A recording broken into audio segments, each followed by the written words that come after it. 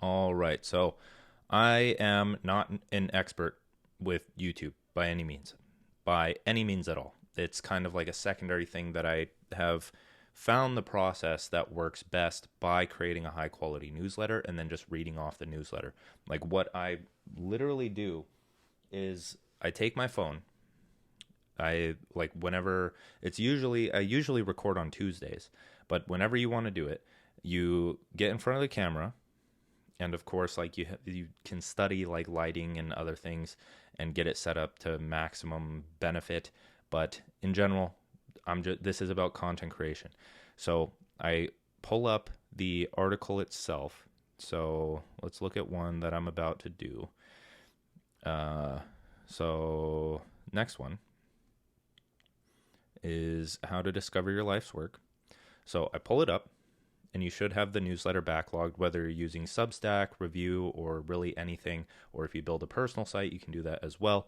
But then I literally am in front of my camera, right? And then I read one section of the post. I read it without saying anything to the camera. And then I look at the camera and I say it as I would say it, right? I just talk about it and I try to sound articulate. And of course, this comes with time. And again, this is why the podcast was so helpful, is because it helped me get better at speaking. I sucked at first and I got better. And you're seeing a refined version, and that's why I'm growing much quicker on YouTube, is because I got better at speaking through the podcast. I got better at the designs through just the newsletter and visualization. I got better at like structuring the actual article video by writing high quality newsletters over and over again and developing my APAG framework of actually writing those.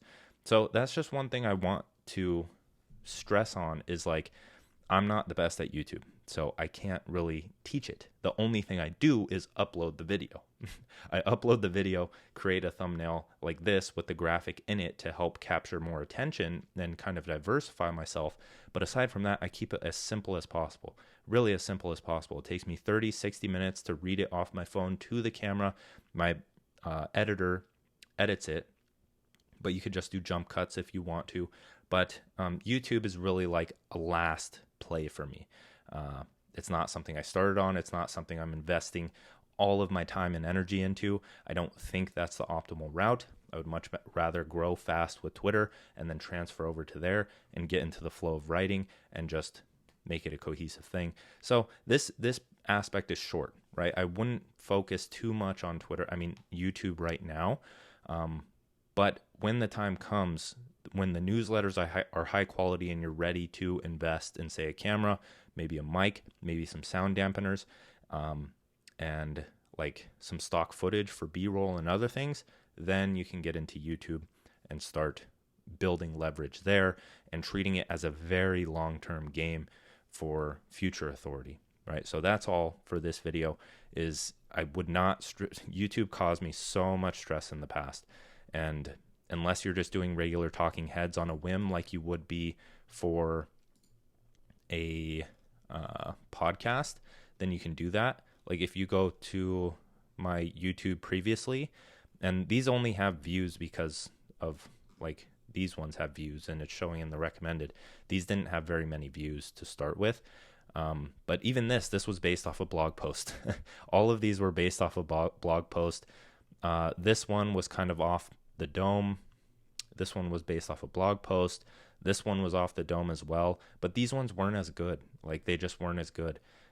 So I'd recommend having it at the foundation is writing. It's always writing. So get good at writing newsletters, and then the video will be good no matter how you film it, whether it's like a camera or something else. But this is mostly writing based, this entire course. So YouTube is just like a bonus, a cherry on top. And of course, I'll continue to add to this course as I figure out more about YouTube. But at the moment, it's just as simple as I can possibly make it, and it's working right now for me because I've built all of that authority and have the validated ideas and good newsletters already.